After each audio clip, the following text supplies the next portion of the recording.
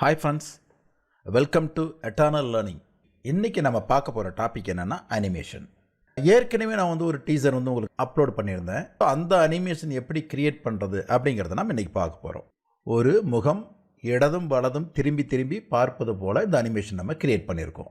இது எப்படி நம்ம செய்கிறதுன்றது இன்றைக்கி நம்ம பார்க்க போகிறோம். ஓகே, இது நம்ம எதில் கிரியேட் பண்ண போகிறோம் அப்படின்னா பவர் பாயிண்ட்டில். நான் பவர் பாயிண்ட் ஓப்பன் பண்ணிட்டேன். இப்போ ஒரு ஷேப் ஒன்று இன்செர்ட் பண்ணுறேன். நான் அந்த ஷேப் இன்செர்ட் பண்ணிவிட்டேன். இப்போ நான் என்ன பண்ணுறேன்னா அனிமேஷனை கிளிக் பண்ணுறேன். இதற்குண்டான அனிமேஷன்ஸ் பூரா இங்கே இருக்குது, உங்களுக்கு நல்லா தெரியும். இங்கே பார்த்தீங்கன்னா கிளிக் பண்ணிங்கன்னா பவர் பாயிண்டில் இருக்கிற 4 டைப் ஆஃப் அனிமேஷனும் நம்ம இங்கே நம்ம வியூ பண்ண முடியும்.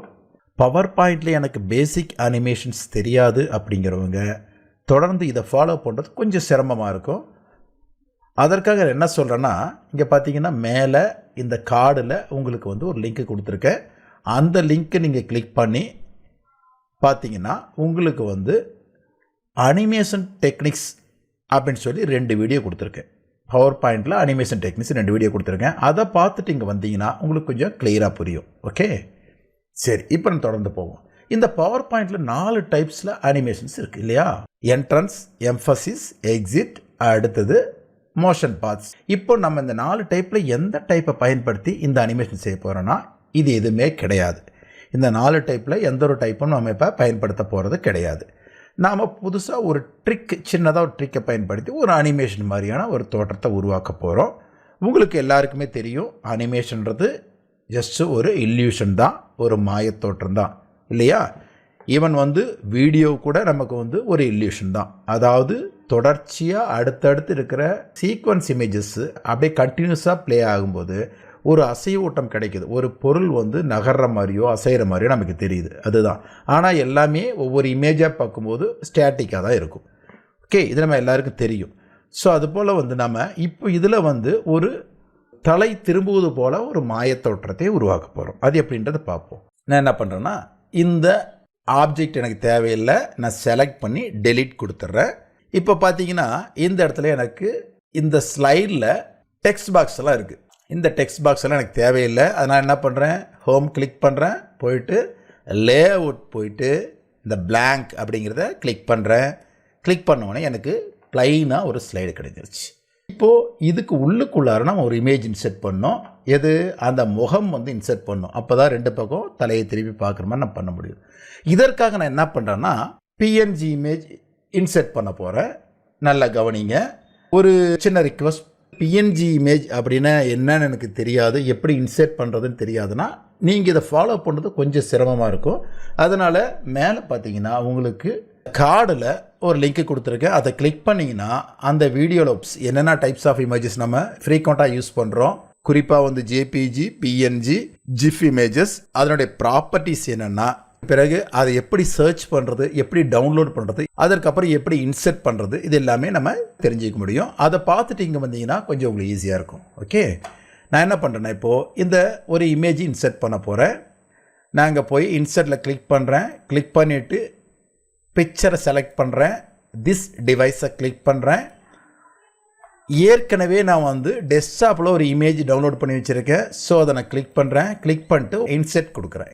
இந்த சைஸ் எப்படி மாற்றம் செய்கிறது எல்லாமே உங்களுக்கு தெரியும். தெரியாதவங்க ப்ரீவியஸ் வீடியோ பார்த்துட்டு வந்தீங்கன்னா சரியாக போயிடும். ஓகே, இப்போது இந்த பாருங்கள், நல்லா கவனிங்க. இந்த இமேஜ் இப்போ இன்செர்ட் பண்ணியாச்சு. இங்கே மேலே பார்த்தீங்கன்னா மெனூஸ்லாம் இருக்குது, நிறையா மெனூஸ் இருக்குது. இங்கே பார்த்தீங்கன்னா இந்த ஃபாக்ஸ் பிடிஎஃப்க்கு பின்னாடி எந்த ஒரு மெனுவும் இல்லை. இந்த இமேஜை நான் செலக்ட் பண்ண உடனே மேலே கவனிங்க, நான் செலக்ட் பண்ண உடனே இங்கே அடிஷ்னலாக ஃபார்மெட்டுன்னு ஒரு ஆப்ஷனு கிரியேட் ஆகிருக்கு. இந்த ஃபார்மெட்டை கிளிக் பண்ணோம்னா இந்த இமேஜை நாம் எடிட் பண்ணுறதுக்கு உண்டான எல்லா டூல்ஸுமே நமக்கு இங்கே அப்பியர் ஆகுது. இப்போ நான் என்ன பண்ணுறேன்னா, இந்த இமேஜை செலக்ட் பண்ணிவிட்டேன். இந்த இமேஜை நான் ரீசைஸ் பண்ணலை. ரீசைஸ் பண்ணால் உங்களுக்கு தெரியும், இந்த கார்னருக்கு டாட்டா பிடிச்சி நம்ம ஜஸ்ட்டு சின்னது பண்ணலாம், பெருசு பண்ணலாம், உங்களுக்கு தெரியும். நான் ஆக்சுவல் சைஸே வச்சுக்கிறேன். இப்போது நான் என்ன பண்ணுறேன்னா, இமேஜ் செலக்ட் பண்ணிவிட்டு ஃபார்மெட்டை கிளிக் பண்ணிவிட்டு இங்கே கிராப் அப்படிங்கிற ஆப்ஷனை செலக்ட் பண்ணுறேன். ஓகே, இப்போது ஒரே ஒரு இமேஜ் தான் இன்செர்ட் பண்ணியிருக்கோம். அதை நாம் இப்போ கிராப் பண்ண போகிறோம். இங்கே பிடிச்சி பாருங்கள், இந்த கார்னரில் இந்த டாட்டு தெரியுதா, நமக்கு இந்த பிளாக் கலரில் ஸ்லைடர் பார் மாதிரி தெரியுதுல, அதை பிடிச்சி எடுத்துகிட்டு கரெக்ட் கரெக்டாக சென்டராக வந்து நிறுத்திடுறேன். ஓகே, இப்போ பார்த்தீங்கன்னா இந்த இடத்துல நான் கிளிக் பண்ணுறேன், இமேஜ் எக்ஸாக்டாக பாதி வந்து கிராப் ஆகி நின்று இருக்கு. இப்போ இந்த பார்ட் மீதி இருக்கிற இந்த பார்ட்டை நான் செலக்ட் பண்ணுறேன். செலக்ட் பண்ணிவிட்டு Ctrl+C Ctrl+V கொடுக்குறேன், அதாவது காப்பி பேஸ்ட். ஓகே, இப்போ பார்த்தீங்கன்னா வந்துருச்சு. சரி, நான் என்ன பண்ணேன்னா இந்த இமேஜ் கரெக்டாக இதுக்கு வந்து பொருத்திக்கிறேன். ரெண்டு இப்போ ஒன்று மேலே ஒன்று இருக்குது, பார்க்க நமக்கு ஒரே இமேஜ் இருக்கிற மாதிரி தெரியுது. இப்போ இந்த இமேஜ் செலக்ட் பண்ணிவிட்டு திரும்ப நான் கிராப்பை கிளிக் பண்ணுறேன். பாருங்கள், மீதி பாதி பார்ட் நம்ம இங்கே அப்பியர் ஆகுது. ஓகே, இப்போ நாம் என்ன பண்ணலான்னா இங்கே பாருங்கள், ஜஸ்ட்டு இந்த இமேஜை பிடிச்சி நகர்த்தலாம். நீங்கள் அப்படி இல்லைன்னா இதை வந்து எடுத்துகிட்டு வந்து நீங்கள் இந்த கார்னரில் விடலாம். இங்கே விட்டாச்சு. அடுத்தது திரும்ப கொண்டு வந்து சரி பாதியில் இதை கொண்டு வந்து விடுறேன். ஓகே, இப்போது இந்த பாரை பிடிச்சி நகர்த்தி நம்ம பண்ணியாச்சு. இங்கே பாருங்கள், வெளியில் கிளிக் பண்ணுறேன், நமக்கு ஒரு இமேஜ் இருக்கிற மாதிரி தெரியுது. ஆனால் பார்த்தீங்கன்னா ஆக்சுவலாக இந்த பார்ட்டை கிளிக் பண்ணி நகர்த்தும் போது பார்த்தீங்கன்னா இங்கே 2 இமேஜ் நமக்கு இருக்குது. சரி, 2 சேர்த்தாச்சு. இப்போது இது ஒரு பார்ட்டு, இது ஒரு பார்ட். இந்த இமேஜை 2 பார்ட்டாக பண்ணிட்டோம். சரி, இப்போ நான் என்ன பண்ணேன்னா இந்த ஃபஸ்ட் பார்ட்டை கிளிக் பண்ணி இந்த டாட்டை பிடிச்சி லைட்டாக கொஞ்சம் சின்னது பண்ணுறேன். ஓகே, இது இந்த பார்ட்டை நான் செலக்ட் பண்ணி இந்த டாட்டை பிடிச்சி இதை கொஞ்சம் அப்படியே வந்து நான் ஹரிசாண்டலாக கொஞ்சம் சைஸ் சின்னது பண்ணுறேன். ஓகே, இப்போ நமக்கு இந்த ஒரு இமேஜ் கிடச்சிருச்சு. நமக்கு வந்து இப்போ பார்க்குறது ஒரு இமேஜ் மாதிரி இருக்குது, ஆனால் இங்கே 2 இமேஜ் இருக்குது. நான் என்ன பண்ணுறேன், இப்போது இந்த ஸ்லைட் மாஸ்டர் வியூவில் இருக்கிற இந்த இமேஜ் மேலே ரைட் கிளிக் பண்ணி டூப்ளிகேட் ஸ்லைட் அப்படின்னு கொடுக்குறேன். நமக்கு இன்னொரு ஸ்லைடு க்ரியேட் ஆகிடுச்சு. சரி, 2வது ஸ்லைடில் நான் என்ன பண்ணுறேன்னா இந்த பார்ட்டை செலக்ட் பண்ணி ஃபஸ்ட் பார்ட்டை செலக்ட் பண்ணி அப்படியே வந்து சின்னது பண்ணுறேன். சின்னது பண்ண சின்னதாகிடுச்சு. செகண்ட் பார்ட்டை செலக்ட் பண்ணி லைட்டாக பெருசு பண்ணுறேன். ஓகேவா, நான் வந்து நல்லா கவனிங்க, நான் வெர்டிக்கலாக எந்த மூமெண்ட்டும் கொடுக்கல, ஹரிசாண்டலாக மட்டும்தான் கொடுக்குறேன். இந்த சைஸில் எந்த மாற்றமும் கிடையாது. ஓகே, இப்போ ஃபஸ்ட் இதை பார்க்குறோம். அடுத்தது பார்த்தோம்னா கீழே கிளிக் பண்ணுறோம், இந்த இமேஜ் நமக்கு ரைட்டில் திரும்பினது போல் ஒரு ஃபீலிங் கிடைக்குது. ஸோ இது நம்ம இன்னும் கூட கொஞ்சம் சின்னது பண்ண முடியும். சின்னது பண்ணோம்னா இன்னும் கொஞ்சம் எஃபெக்டிவாக இருக்கும். பாருங்கள், இப்போ ரைட் சைடு திரும்பி இருக்குது. சரி, இதுக்கப்புறம் திரும்ப என்ன பண்ணுறேன், ஃபஸ்ட் ஸ்லைடை டூப்ளிகேட் எடுக்கிறேன். டூப்ளிகேட் எடுத்துகிட்டு கொண்டு வந்து அதை நான் வந்து என்ன பண்ணுறேன், 3வது ஸ்லைடாக வைக்கிறேன். 3வது ஸ்லைடாக வச்சுட்டு 3வது ஸ்லைடாக வச்ச பின்னாடி நான் என்ன பண்ணுறேன்னா இங்கே வந்து செலக்ட் பண்ணுறேன். இந்த ஃபஸ்ட் பார்ட்டை செலக்ட் பண்ணி கொஞ்சம் லெங்க்த்தியாக பண்ணுறேன். செகண்ட் பார்ட்டை செலக்ட் பண்ணி கொஞ்சம் சின்னது பண்ணுறேன். இங்கே பாருங்கள், இங்கேருந்து கிளிக் பண்ணிட்டு வரேன். அடுத்த ஸ்லைடு, அடுத்த ஸ்லைடு. ஓகே, இன்னும் கூட இதை கொஞ்சம் சின்னது பண்ணிக்கிறேன். நான் சின்னது பண்ணிட்டேன்.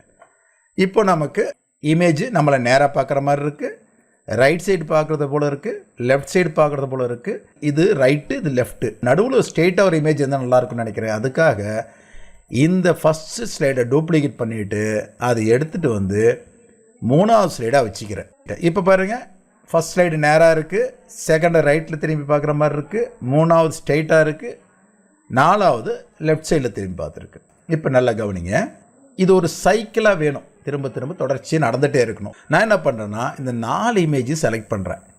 செலக்ட் பண்ணிவிட்டு காப்பி பண்ணிவிட்டு Ctrl+C இங்கே கிளிக் பண்ணி Ctrl+V கொடுக்குறேன். இப்போ பார்த்தீங்கன்னா 8 ஸ்லைடு ஆகிடுச்சு. ஸோ நம்ம இங்கே பாருங்கள், இங்கே வச்சு நான் பார்க்கும்போது ஸ்லைட் சொல்ல போகிறேன். கொடுத்துட்டு ஒவ்வொன்றா கிளிக் பண்ணுறேன். Right side, straight, left, straight, right, இந்த மாதிரி தொடர்ச்சியாக வருது. ஆனால் ஒன்று கவனிச்சிங்கன்னா நல்லா தெரியும், டக்கு டக்குன்னு திரும்ப மாதிரி இருக்குது, நமக்கு அந்த ஸ்மூத்னஸ் இல்லை.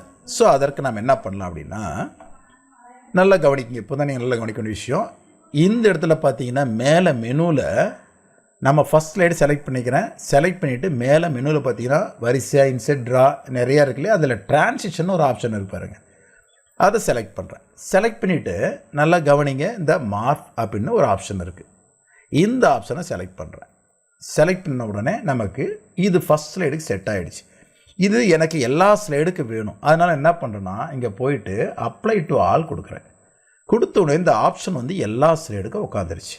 இப்போ நான் வந்து உங்களுக்கு ஸ்லைட் ஷோவில் போய் காட்டுற பாருங்கள். ரைட் சைடில் திரும்புகிற மாதிரி இருக்குது, ஸ்ட்ரைட்டு அப்படியே ஸ்மூத்தாக நமக்கு ஹெட்டு ரொட்டேட் ஆகிற மாதிரி இருக்குது. இந்த மாதிரி தான் இந்த அனிமேஷன் நம்ம க்ரியேட் பண்ணுறோம். இது முடிஞ்ச உடனே இது எப்படி வீடியோவாக மாற்றுறது அப்படின்னா உங்களுக்கு எல்லாருக்கும் தெரியும், இருந்தாலும் இன்னொரு முறை சொல்கிறேன். ஃபைலில் போயிட்டு சேவ் as அப்படின்னு கொடுத்துட்டு நம்ம எங்கே சேவ் ஆகணுமோ அங்கே போய் நம்ம கிளிக் பண்ணிவிட்டு முதல்ல நம்ம வந்து இந்த பவர் பாயிண்ட்டை வேணால் கூட சேவ் பண்ணிக்கலாம். நான் பவர் பாயிண்ட்டை சேவ் பண்ணிக்கிறேன் டெஸ்க்டாப்லேயே. திரும்ப போகிறேன், சேவ் எஸ் கொடுக்குறேன். கொடுத்துட்டு டெஸ்க்டாப் போகிறேன். டெஸ்க்டாப் போயிட்டு இங்கே பாருங்கள், கீழே சேவ் ஆஸ் டைப்னு இருக்கு இல்லையா, அங்கே கிளிக் பண்ணி MP4 அப்படின்னு கொடுக்குறேன். கொடுத்துட்டு சேவ்னு கொடுக்குறேன். கொடுத்த உடனே நமக்கு இந்த பிபிடி வந்து வீடியோவாக கன்வெர்ட் ஆக ஆரம்பிச்சிருச்சு. அதை நம்ம எப்படி தெரிஞ்சிக்க முடியும்னா, இங்கே பாருங்கள், கீழே டாஸ்க் பார்க்கு மேலே பார்த்தீங்கன்னா இந்த இடத்துல கிரியேட்டிங் வீடியோ HD.MP4 அப்படின்னு ஒரு ஆப்ஷன் காட்டுது. அப்போ என்ன அர்த்தம்னா, இது வந்து வீடியோவாக கன்வெர்ட் ஆகிட்டுருக்குன்னு அர்த்தம். ஓகேவா? நம்ம வேணான்னா க்ளோஸ் பண்ணி நிறுத்திக்கலாம். நமக்கு இது இருக்கட்டும்ன்றதுனால விட்டுறேன். இது கொஞ்சம் நேரம் ஆகிடும். அதற்கு பின்னாடி நம்ம இதை பார்ப்போம். ஓகே, இப்போது இன்னொரு முக்கியமான விஷயத்தை நான் சொல்லணும். இந்த டிரான்சிஷனுக்குள்ளார இருக்கிற மார்ப் அப்படிங்கிற ஆப்ஷன் வந்து ஆஃபீஸ் 2019 மட்டும்தான் இருக்குது, ஓல்டர் வெர்ஷனில் இல்லை. ஓகே, சரி, இப்போ வீடியோட அடித்து அது எப்படி இருக்குன்னு பார்ப்போம். ரைட்டில் திரும்பி இருக்கு, ஸ்ட்ரைட்டு, லெஃப்ட்டு. ஓகே, இந்த மாதிரி நீங்கள் ஹெட் டர்ன் அனிமேஷன் ரொம்ப சுலபமாக செய்ய முடியும். இப்போ நான் உங்களுக்கு இன்னொரு வீடியோ காட்டணும்னு விருப்பப்படுறேன். ஜஸ்ட்டு இந்த வீடியோ பாருங்கள். இவ்வளோ நேரம் நம்ம என்ன பார்த்தோன்னா ஹெட் டர்ன் அனிமேஷன் பார்த்தோம் இல்லையா? இந்த ஹெட் டர்ன் அனிமேஷன் வந்து ஒரு அனிமேஷன் சாஃப்ட்வேர் தான் செய்ய முடியும். இந்த மாதிரி பவர் பாயிண்டில் செய்கிறதுலாம் ரொம்ப கடினம். ஆனால் வந்து நாம் வந்து ஒரு சின்ன ட்ரிக்கை பயன்படுத்தி இது பவர் பாயிண்டில் செஞ்சுருக்கோம். அதே போல் இங்கே பார்த்தீங்கன்னா, இங்கே பாருங்கள், ஒரு கேமரா மூவ் ஆகிற மாதிரி கிராஜுவலாக ஒரு கேமரா வந்து லெஃப்ட் டு ரைட் மூவ் ஆகிற மாதிரி ஒரு அனிமேஷன் நம்ம எப்படி செய்கிறதுங்கிறத நம்ம அடுத்த வீடியோவில் பார்க்க போகிறோம். இந்த மாதிரி ஒரு கேமரா மூமெண்ட் வந்து 3D அனிமேஷன்ஸில் மட்டும்தான் நம்மளால் கொடுக்க முடியும். நாம் பவர் பாயிண்ட்டை பயன்படுத்தி செய்ய போகிறோம். ஓகே, இப்போ வந்து இந்த வீடியோ உங்களுக்கு யூஸ்ஃபுல்லாக இருந்திருக்குன்னு நம்புகிறேன். உங்களுக்கு இந்த வீடியோவில் ஏதாவது டவுட்ஸ் இருந்ததுன்னா கமெண்ட் செக்ஷனில் கமெண்ட் பண்ணுங்கள்.